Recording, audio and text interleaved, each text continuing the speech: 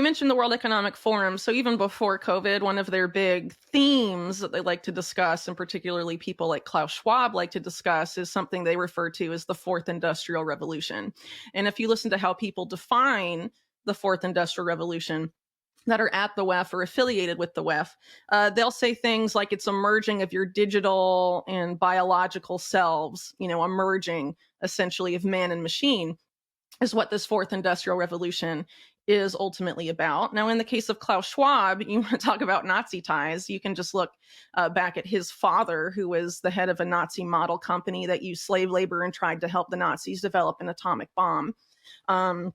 So there's definitely disturbing connections there. And as I mentioned earlier, you have one of his main mentors being Henry Kissinger, who himself was, very closely affiliated with the Rockefeller family and involved with, instituting eugenics as a national security policy at the United States. So when Klaus Schwab talks about the fourth industrial revolution, if you understand what that means, that it's a merging of man with machine, it's quite obvious that this is, different terms for what we've just been talking about. It's a reframing of this transhumanist idea and this rebranding of eugenics that's been going on since the 50s, but it's packaging it as if it were an inevitable consequence of the development of industry and technology, but when in fact this technology and it has been guided and developed over time by a lot of these same interests.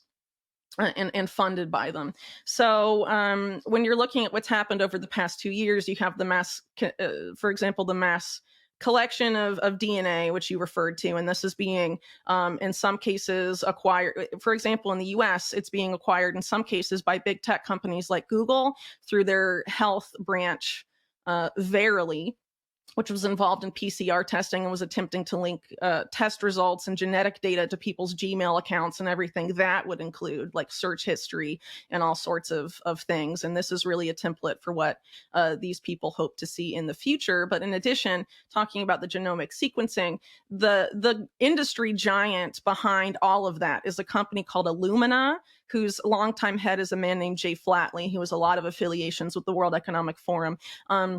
And Wellcome Leap, which I will be talking about later, the Wellcome Trust DARPA equivalent, he's the chairman of the board, if I'm not mistaken, because gene editing is so central to this vision.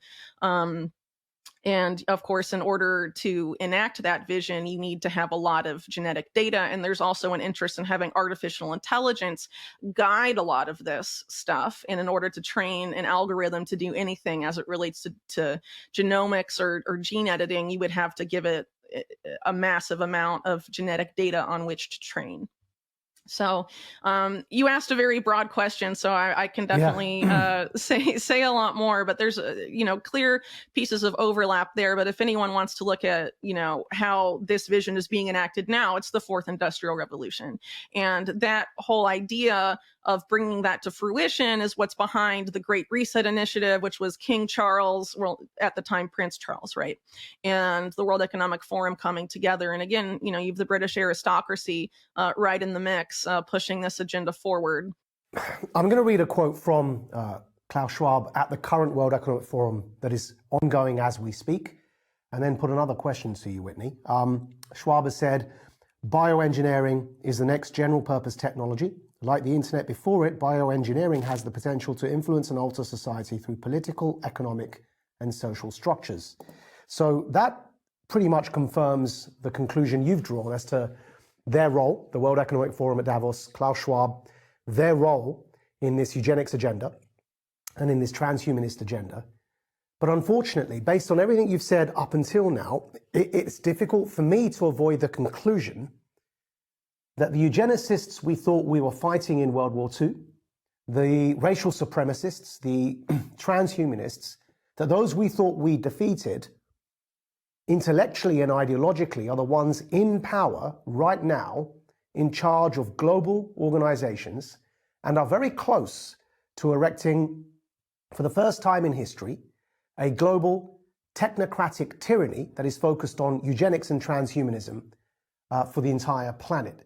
Am I wrong? No, I don't think you're wrong. I mean, a major theme of my work is that. And I mean, there's a lot of different data points that invariably lead one to that conclusion. One, for example, is the history of the internet itself, going back, the role of the military in creating that, the role of the military and the intelligence community in creating pretty much all of the big tech companies at this point.